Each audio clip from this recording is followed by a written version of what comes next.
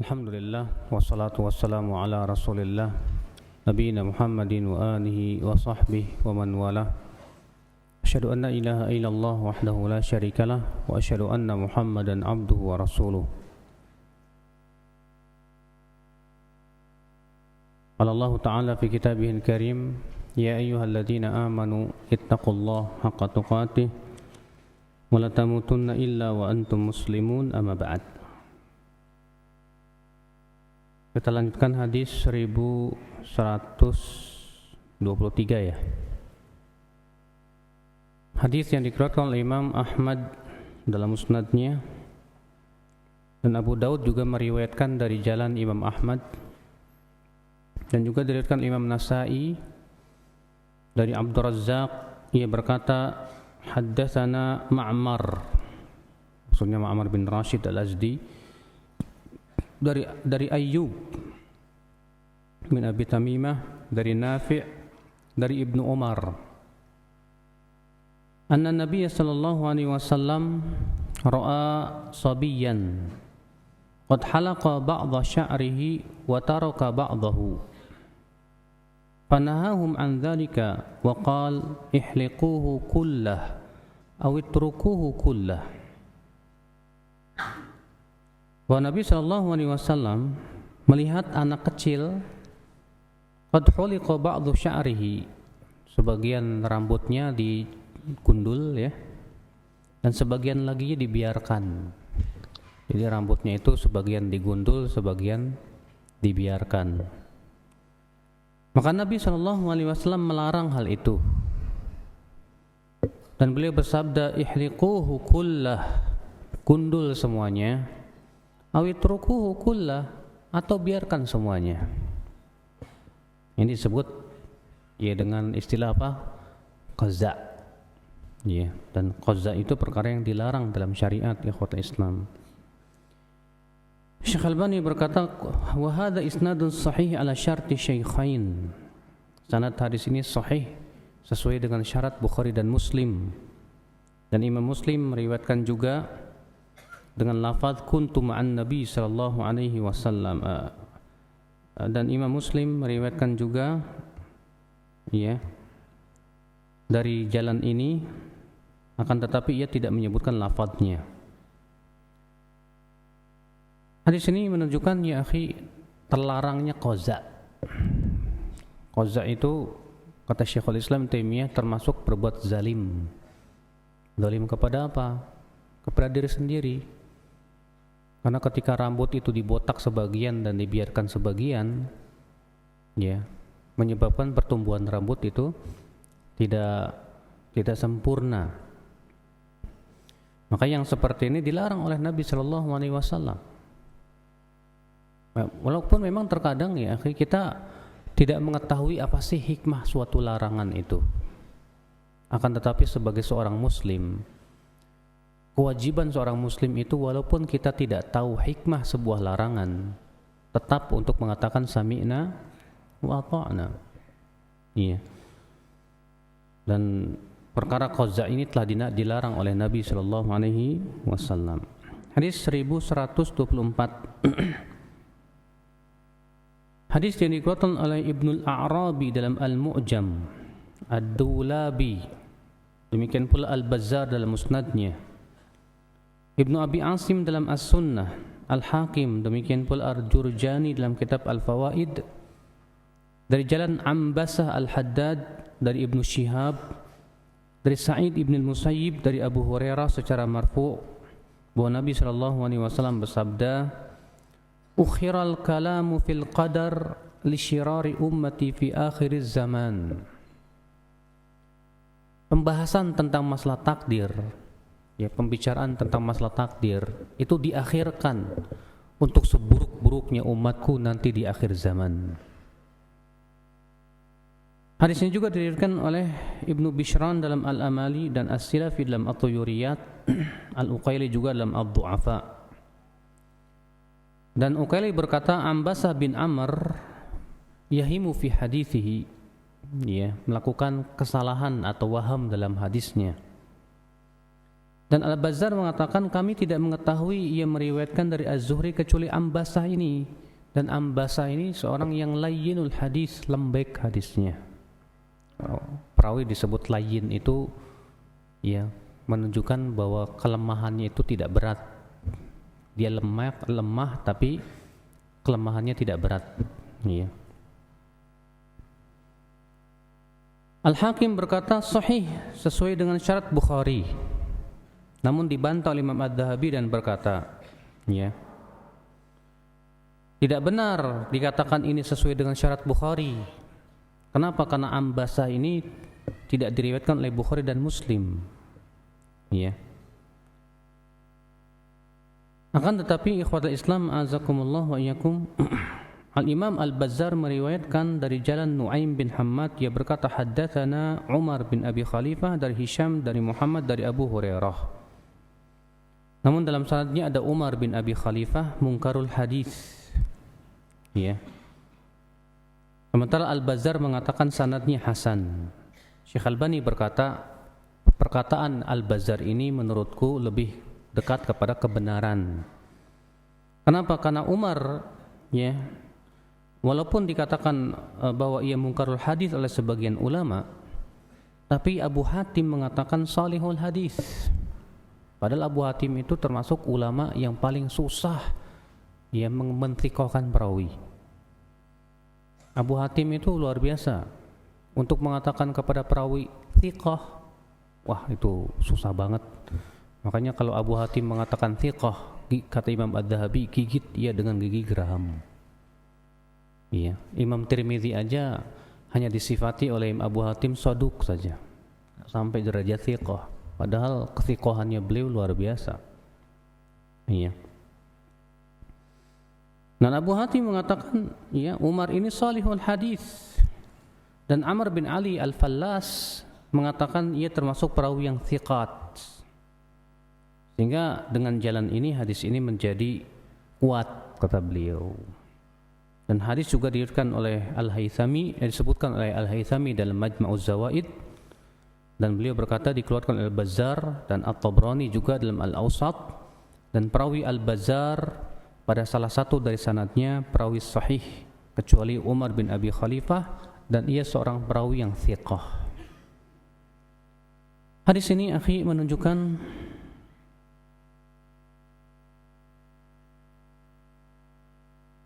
haramnya kita terlalu memperdalam pembicaraan tentang masalah takdir. Karena takdir itu rahasia Allah. Kita nggak tahu ya tentang masalah takdir. Kewajiban kita sebagai Ahlus Sunnah wal Jamaah, Bapak.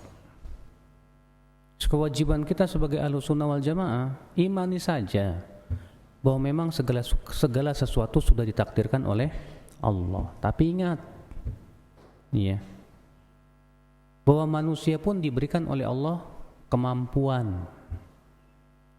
Manusia pun diberikan oleh Allah kehendak. Ya, makanya Allah mengatakan liman syaa'a minkum ayyastaqim.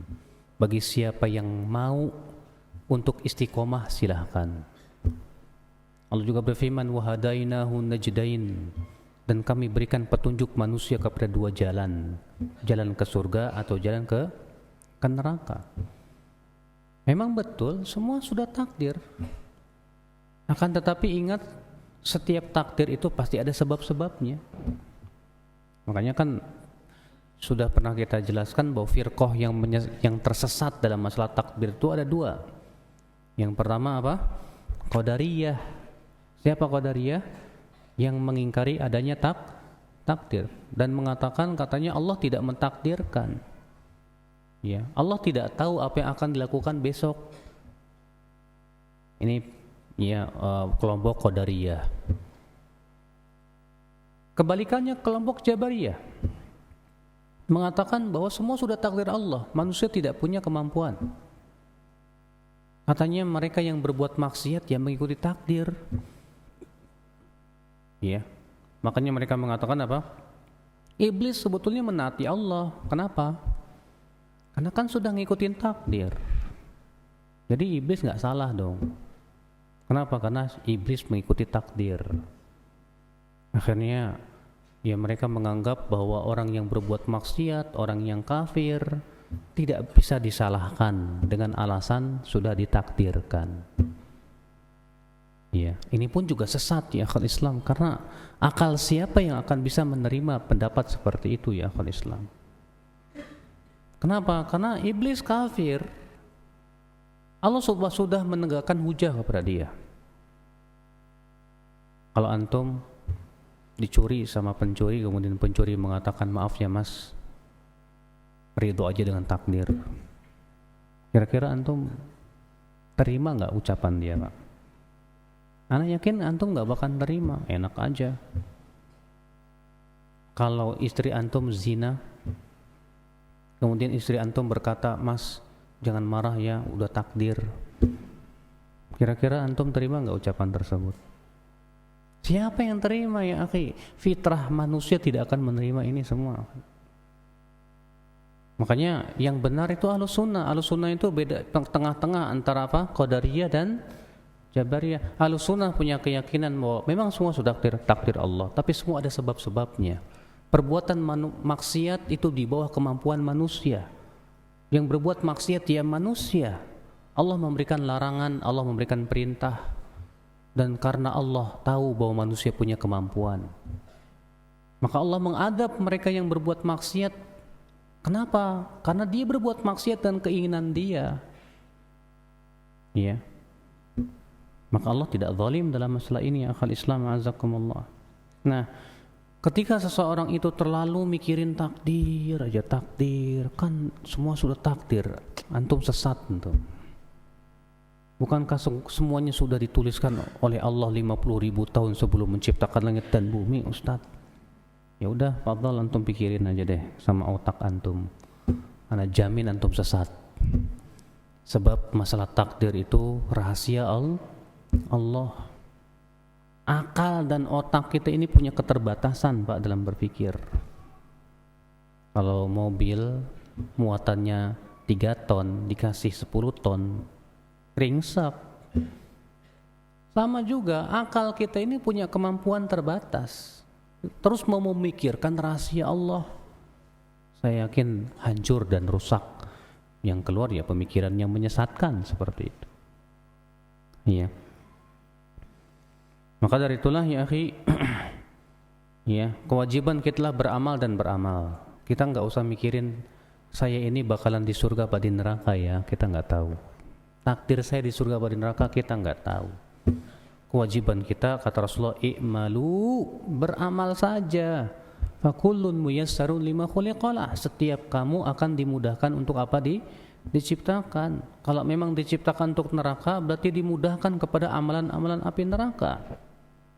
Sekarang kita lihat saja selama ini kita dimudahkan kemana ini? Ya, insyaallah salamata wal afiyah.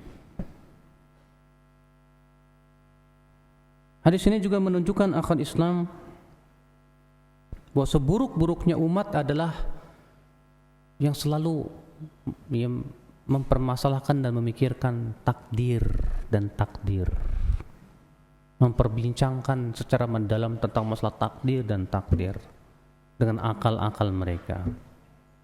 Maka ini menjadi seburuk-buruknya umat, akhi. Iya. Hadis 1125. Hadis yang dikeluarkan Ibnu Majah, Imam Ahmad dari Bishr bin Asim dari ayahnya dari Abu Dzar. Ia berkata, "Qila lin Nabi sallallahu alaihi wasallam, rubbama qala Sufyan, qultu ya Rasulullah, dhahaba ahlul amwali wad duthuri bil ujur bil ajr yaquluna kama naqul wa yunfiquna wa la nunfiq. Qala li ala ukhbirukum bi amrin idza fa'altumuhu adraktum man qablakum wa futtum man ba'dakum tahmaduna Allah fi duburi kulli salatin wa tusabbihunahu wa tukabbirunahu wa thalathan wa thalathin wa thalathan wa thalathin wa arba'an wa thalathin." Dikatakan kepada Nabi SAW, atau berkata Sufyan, aku berkata, wahai Rasulullah, orang-orang kaya itu telah pergi membawa pahala. Mereka mengucapkan apa yang kami ucapkan, artinya mereka melakukan apa yang kami lakukan berupa sholat, puasa, gitu ya. Dalam satu riwayat, yasumuna kaman yusalluna kaman nusalli wa yasumuna kaman nasum. Mereka sholat sebagaimana kami sholat, mereka puasa sebagaimana kami puasa. Wa yatasaddaquna bi fuduli amwalihim, tapi mereka bisa sedekah dengan kelebihan harta mereka. Wala nunfik, dalam riwayat ini, sementara kami tidak bisa berinfak apa-apa ya Rasulullah. Apa kata Rasulullah? Iya. Maukah aku kabarkan kepada kamu suatu amal? Apabila kamu amalkan, kalian akan mengejar orang-orang yang telah mendahului kalian itu. Ya. Dan kalian akan mendahului orang-orang yang setelah kalian. Apa itu? Yaitu mengucapkan alhamdulillah di belakang setiap salat, subhanallah dan Allahu Akbar 33 kali, 33 kali dan 34 kali. Maksudnya alhamdulillah 33 kali, subhanallah 33 kali, Allahu Akbar 34 kali.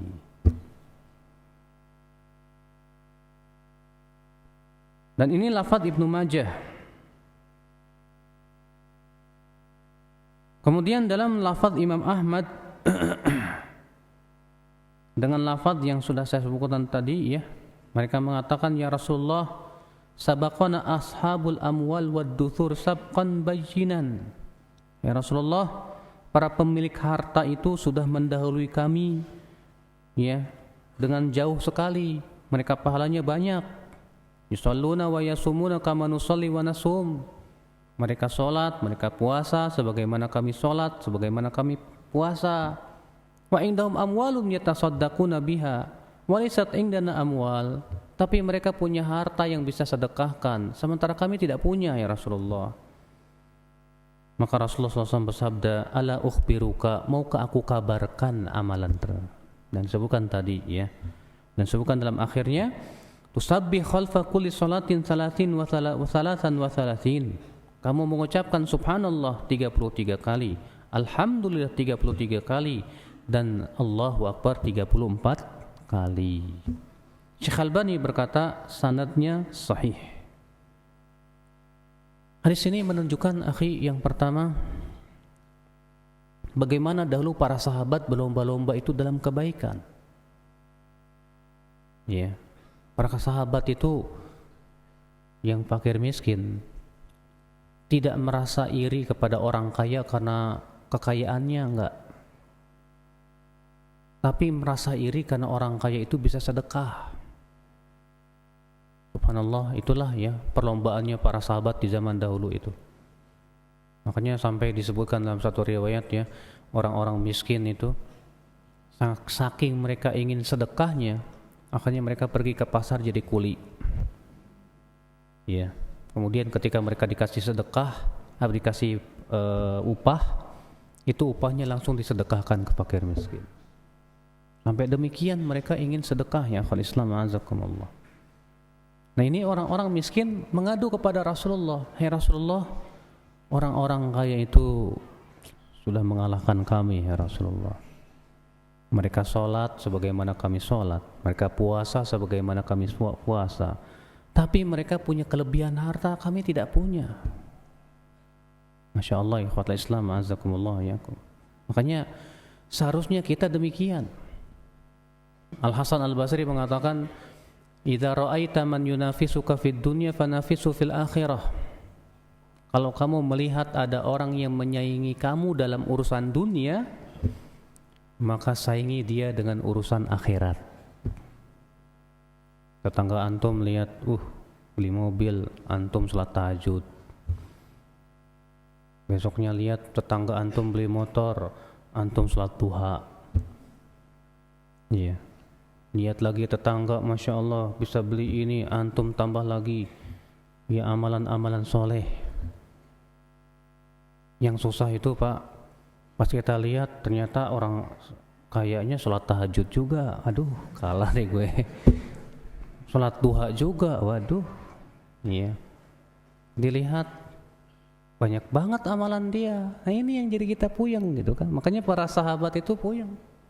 Yang miskin itu ngelihat orang kaya, ya, masya Allah.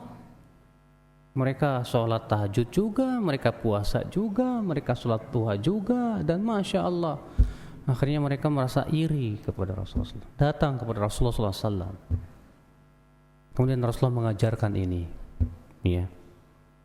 Setelah sholat membaca apa? Subhanallah 33 kali, Alhamdulillah 33 kali, Allahu Akbar 34 kali. Akhirnya mereka amalkan, Pak. Rupanya orang kaya tahu diamalkan juga sama orang kaya. Datang lagi ke Rasulullah SAW. Ya Rasulullah, mereka tahu amalan kami. Akhirnya Rasulullah hanya bisa tertawa dan berkata apa? Fadlullah yu'tihi man yasha. Itu karunia Allah yang Allah berikan kepada siapa yang dia kehendaki. Ya gimana lagi? Iya. Maka dari itu ya akhul Islam azakumullah wa iyyakum. Ya, kita sebagai orang yang tidak punya harta, ketika melihat orang kaya bisa berinfak, ya kewajiban kita adalah berpikir apa yang bisa kita amalkan bisa mengalahkan mereka. Itu yang kita pikirkan, akhir. Walaupun sebetulnya ya kita yang nggak punya duit, ya jangan sedih ketika melihat orang-orang kaya yang masya Allah bisa berinfak, bisa beramal soleh. Kenapa? Karena ternyata Rasulullah SAW pun juga memberikan kepada kita bimbingan amalan yang lain gitu loh.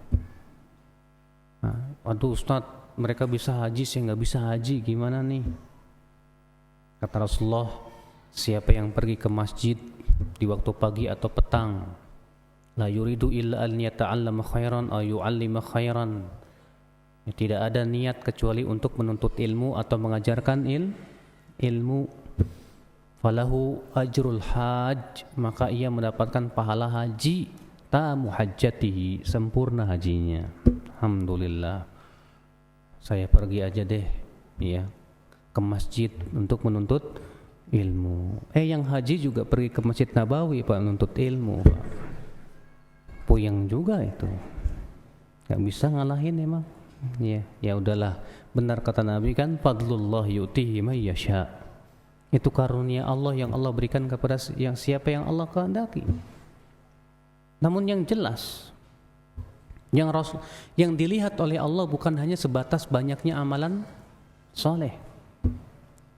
Akan tetapi yang dilihat oleh Allah adalah apa yang ada di hati-hati kita, ya akhi azakumullah wa iyyakum. Belum tentu orang yang lebih banyak amalan solehnya lebih baik, belum tentu, Pak. Makanya kan dilaporkan kepada Nabi SAW, ya, hai Rasulullah, saya punya teman yang satu ahli ibadah, rajin ibadahnya ya Rasulullah. Sementara yang satu ibadahnya hanya yang wajib saja, tapi dia punya ilmu yang ia ajarkan kepada manusia ya Rasulullah. Kata Rasulullah, keutamaan orang yang berilmu itu dibandingkan dengan ahli ibadah yang pandai ibadah itu, yang rajin ibadah itu, seperti aku dibandingkan dengan orang yang paling rendah derajatnya di antara kalian. Masya Allah. Makanya ya sebagian tabi'in berkata, ma fuddila ashabu Rasulullah SAW bikathratis shalah wala bikathratis saum. Dahulu para sahabat tidaklah diberikan oleh Allah keistimewaan dengan banyaknya salat, tidak pula dengan banyak puasa. Walakin fuddilu bima waqara fi qulubihim. Tapi mereka diberikan oleh Allah keutamaan karena apa yang ada di hati-hati mereka. Berupa apa? Keimanan, akhi. Makanya hatta antum berinfak 1 gunung emas nggak bisa mengalahkan infaknya sahabat berapa? 1 mudnya emas. 1 mud itu 2 segini, ya. Kenapa? Karena keimanannya beda, Pak. Keikhlasannya beda, Pak. Oleh karena itulah ya akhi, ya, seseorang itu hatinya itu semakin bening, semakin mulia di mata Allah. Iya. Makanya kata Qurra bin Muawiyah, kana afdaluhum indas salaf, adalah orang yang paling utama menurut para salaf terdahulu siapa? Aslamuhum qalban wa lisanan, yaitu yang paling selamat hati dan lisannya. Hatinya selamat dari dengki, hatinya selamat dari suudzon kepada orang, hatinya selamat dari ujub, dari sombong, hatinya masya Allah, ya, dipenuhi rasa takut kepada Allah Subhanahu wa taala. Lisannya juga selamat dari apa? Menggunjing orang, menyakiti hati orang dan yang lainnya. Maka rupanya dengan seperti itulah para sahabat itu diberikan apa? Ya, keutamaan oleh Allah Subhanahu wa taala. Sebab kalau hanya sebatas banyak-banyak amal itu yang jadi parameter, akhi, ya, tentu ahli ibadah lebih utama daripada orang yang berilmu, tapi amalannya hanya sebatas yang wajib saja. Tapi ternyata Nabi SAW mengatakan yang berilmu jauh lebih utama daripada ahli ibadah, walaupun yang berilmu tersebut amalannya yang wajib saja. Ya. Oleh karena itulah disinilah ya akhi, harus kita fahami bahwa amalan hati jauh lebih besar dibandingkan dengan amalan badan. Amalan hati itu contohnya apa? Cinta, benci, takut, berharap, tawakal. Ini amalan hati. Iya.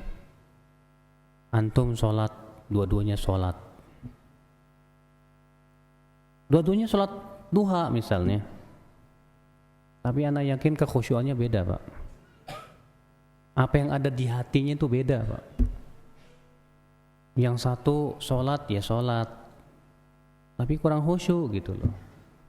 Yang satu sholat tapi dengan penuh, ya sholat tapi penuh dengan kekhusyuan dia, masya Allah. Iya. Maka tentu pahalanya di sisi Allah pun akan berbeda. Keikhlasannya pun beda.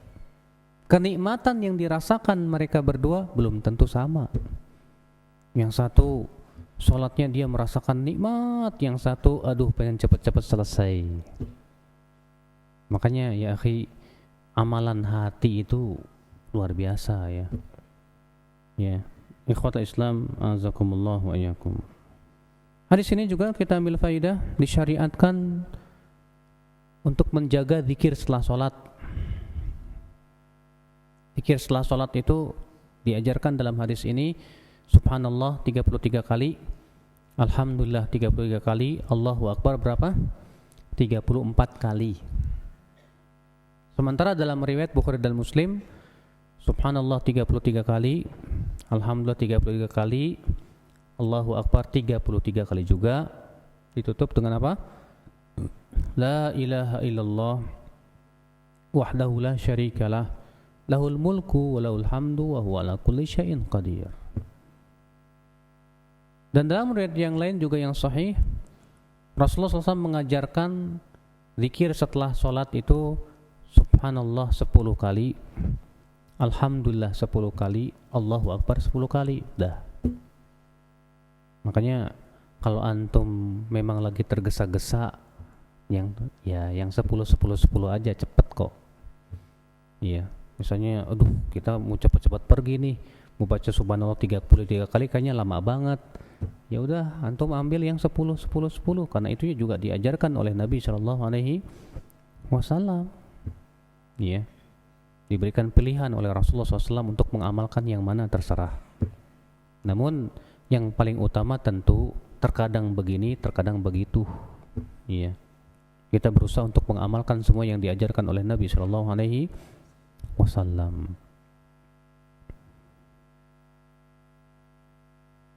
Hadis 1126. Hadis yang dikeluarkan Imam Bukhari dan Muslim. Demikian pula Abu Dawud, Tirmidzi, Ad-Darimi, At-Tahawi, juga Ibnu Majah, At-Tayalisi, Imam Ahmad dalam musnadnya, Abu Ubaid dalam Gharibul Hadis dari jalan Az-Zuhri, ia mendengar Ubaidillah bin Abdillah dari Abu Sa'id Al-Khudri secara marfu, naha an ikhtinathil asqiyah. Rasulullah SAW melarang untuk minum dari mulut teko langsung. Iya, tahu kan teko? Kan ada mulutnya kan? Jadi langsung kita glek gitu. Itu dilarang oleh Nabi Shallallahu Alaihi Wasallam. At-Tirmidzi berkata hadis ini hasan sahih. Al-Hafidz Ibnu Hajar berkata dalam Fathul Bari, wa waqa'a fi musnad Abi Bakr ibn Abi Syaibah dari Yazid bin Harun an ibni Abi Dhi'b, ya, fi awalil hadis, syariba rajulun min siqa'in fansaba fi batni jinanun. Bahwa ada seseorang laki-laki yang minum dari mulut teko, lalu kemudian jin pun masuk ke dalam perutnya. Iya. Maka dilarang oleh Nabi sallallahu alaihi wasallam. Dan hadis ini mempunyai penguat juga dari hadis Ibnu Abbas dengan lafaz wa anna rajulan ba'dama naha Rasulullah an dzalik qama min al-lail ila siqa'in fahtanathahu fakharajat alaihi minhu hayyah. Bahwa ada seorang laki-laki setelah dilarang oleh Nabi sallallahu alaihi wasallam untuk minum dari mulut teko, ya. Rupanya di waktu malam dia bangun, kemudian dia ambil langsung diminum dari mulut teko, ternyata yang keluar ular. Ya, yang keluar apa? Ular. Dikeluarkan oleh Ibnu Majah dan Al-Hakim dari jalan Abu Amir Al-Ghifari. Ia berkata haddatsana Zam'ah bin Salih dari Salamah bin Wahram dari Ikrimah dari Ibnu Abbas. Hadis ini menunjukkan akhi makruh hukumnya minum dari mulut teko langsung. Jadi yang bagus bagaimana? Jadi masukin dulu ke gelas, baru kemudian kita minum. Iya. Apa alasannya Rasulullah melarang? Karena nggak tahu. Ya, barangkali dalam teko itu ada apa? Binatang, apa? Tahu-tahu langsung kita masukin, oh loh, kecoa masuk. Ya, terkadang cicak masuk tuh ke dalam mulut teko. Kita masukin, cicak yang keluar, atau kelabang yang keluar, atau bahkan jin. Ya, lagi nginep di situ, lagi enak-enak, antum beginiin, udah masuk ke perut antum, langsung antum ya kerasukan setan. Maka dari itu Nabi SAW melarang itu. Ya, dilarang oleh Nabi SAW. Kecuali kata para ulama, kalau kita sudah meyakini dalam teko itu memang nggak ada apa-apa, kita buka dulu, nggak apa-apa, nggak ada, dibersihin dah. Kalau memang seperti ini nggak apa-apa kata para ulama. Kenapa? Karena ilat larangannya itu sudah tidak ada. Ya, karena dalam usul fikih mengatakan al-hukmu yaduru ma'a illatihi wujudan wa adaman. Hukum itu mengikuti alasannya. Ya, kalau alasannya ada, hukum ada. Kalau alasannya tidak ada, hukum juga tidak ada. Ya. Allahu a'lam. Hadis 1127.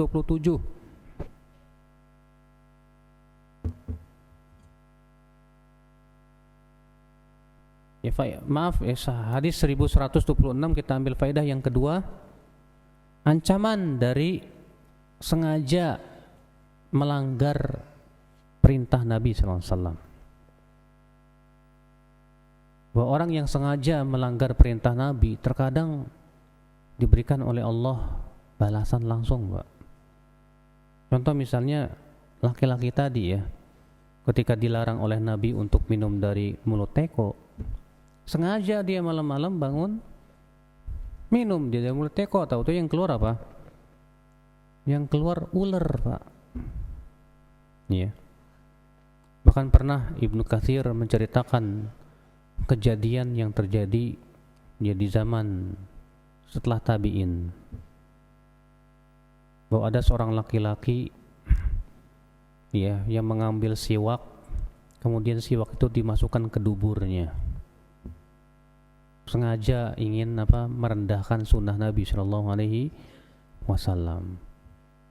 Rupanya apa yang terjadi, Pak?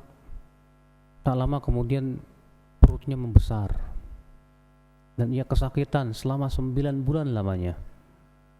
Lalu keluar dari perutnya itu binatang yang aneh, ya, dan ia pun mati karenanya. Itu akibat daripada apa? Sengaja meledek sunnah Nabi Shallallahu Alaihi Wasallam. Makanya mereka-mereka yang sengaja meledek sunnah Nabi itu, saya khawatir mereka langsung dikasih oleh Allah azab itu. Ya, seperti perkataan Kiai mengatakan, semakin panjang jenggot semakin goblok. La ilaha illallah. Lalu Rasulullah goblok dong. Rasulullah itu panjang jenggotnya. Para sahabat goblok semuanya berarti. Para sahabat panjang jenggotnya. Ini orang ngaco nih orangnya, akhi. Ya, walaupun hanya doktor, ya ngodok-ngodok yang kotor jadinya, Pak. Allah musta'an. Ma'alaitiklan. Ini sama saja ya, akhi, mengolok-olok sunnah Nabi Sallallahu Alaihi Wasallam. Dan ini termasuk kufur. Ya. Kenapa? Karena ini mengolok-olok sunnah Nabi. Yang mensunahkan jenggot siapa? Seluruh nabi itu berjenggot. Dan ini merupakan syariat yang merupakan kesepakatan seluruh nabi dan rasul masalah jenggot itu. Maka bahkan Nabi mengatakan bahwa itu termasuk apa? Ashrun minal fitrah, 10 perkara yang termasuk fitrah manusia. Ternyata diperolok oleh dia. Saya khawatir orang ini ya batal keislamannya. Kenapa? Karena dia berani memperolok perkara yang disunnahkan oleh Rasul kita salawatullahi alaihi wasallam.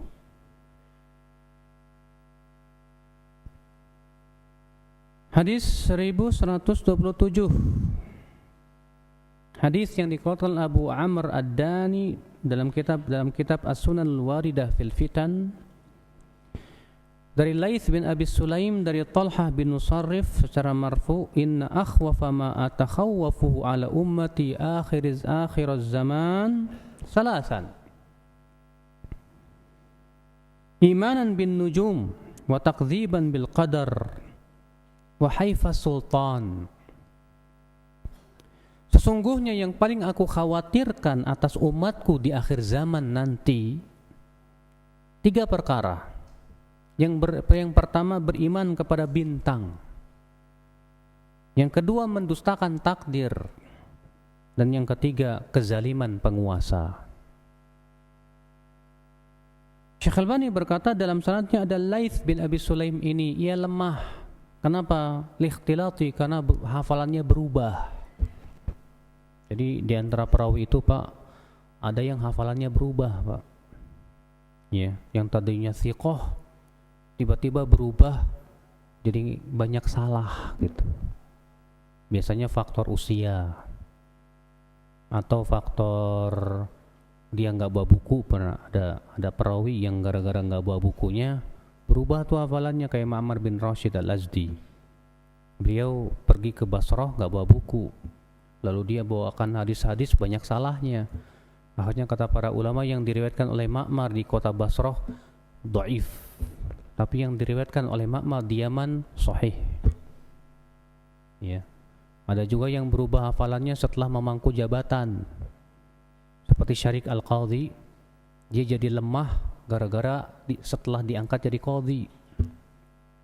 Ya, sibuk dengan jabatannya, makanya hafalannya banyak errornya gitu. Ada juga yang berubah hafalannya karena terbakar buku-bukunya, kayak Ibnu Lahi'ah.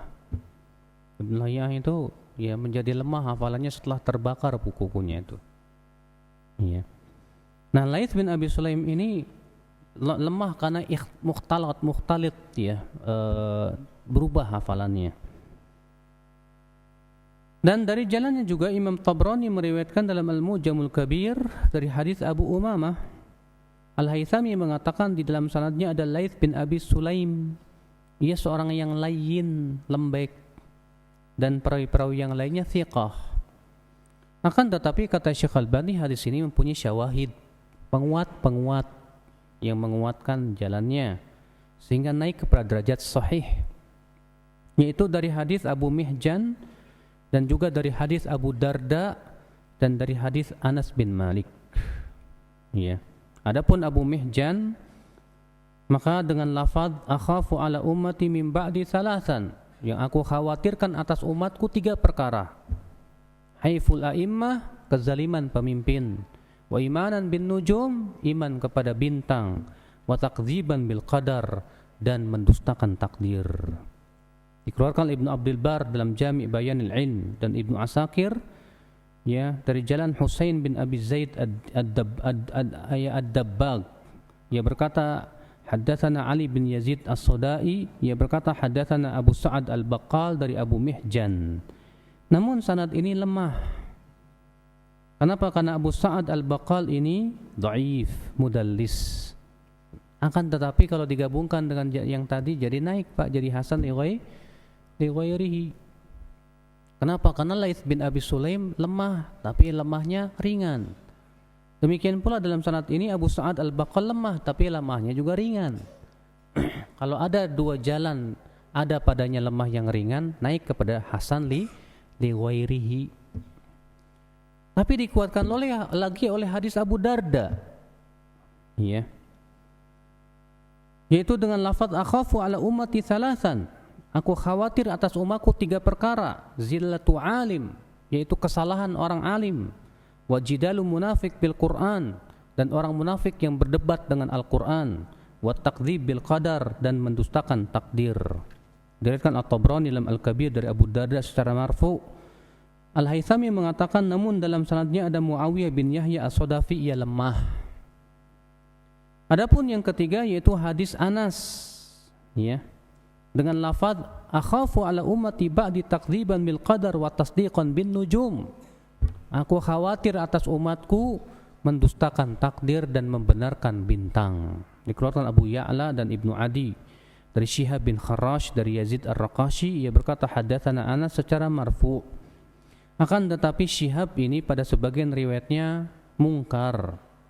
Ya. Adz-Dzahabi mengatakan ia seorang yang shaduk dan masyhur. Dan gurunya yaitu Yazid Ar-Raqashi dhaif. Akan tetapi dengan sanad ini naik lagi, semakin dikuatkan. Iya. Maka dengan riwayat-riwayat ini kata beliau hadis ini menjadi hasan atau sahih. Wallahu a'lam. Hadis ini akhi kita ambil faidah. Di antara perkara yang Rasulullah khawatirkan atas umat Islam ini apa?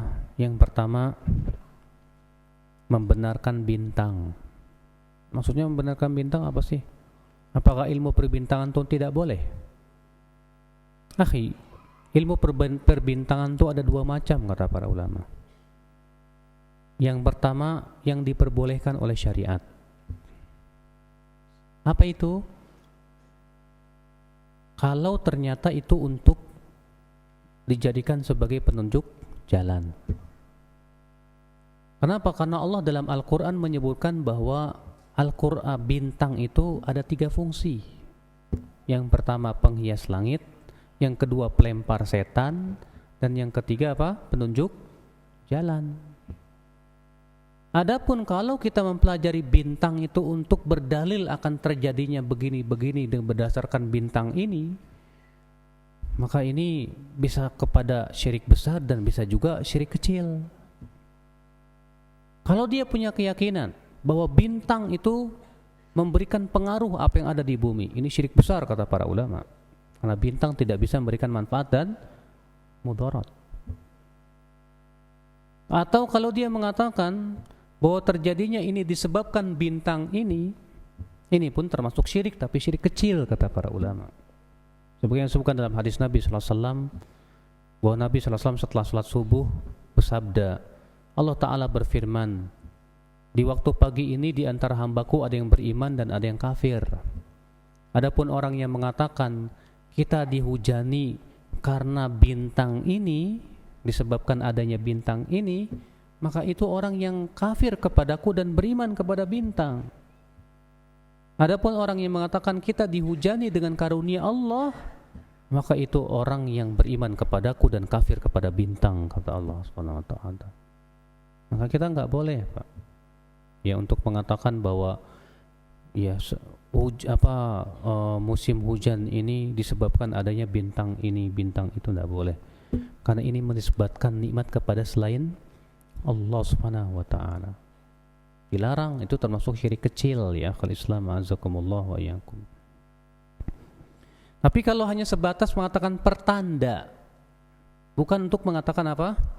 Sebab, musabab, atau punya pengaruh apalagi, hanya sebatas pertanda, biasanya pertanda begini, gak masalah. Tapi jangan sampai punya keyakinan itu menjadi sebab. Tetap semua Allah Subhanahu wa taala yang memberikan, ya, kalau Islam azakumullah ya. Iya. Yang kedua, yang Rasulullah khawatirkan apa? Mendustakan takdir. Dan ternyata yang Rasulullah khawatirkan muncul tidak? Muncul, Pak. Yang ketiga, kezaliman penguasa. Iya. Insyaallah kita lanjutkan pada pertemuan yang akan datang. Wabillahi taufik. Assalamualaikum warahmatullahi wabarakatuh.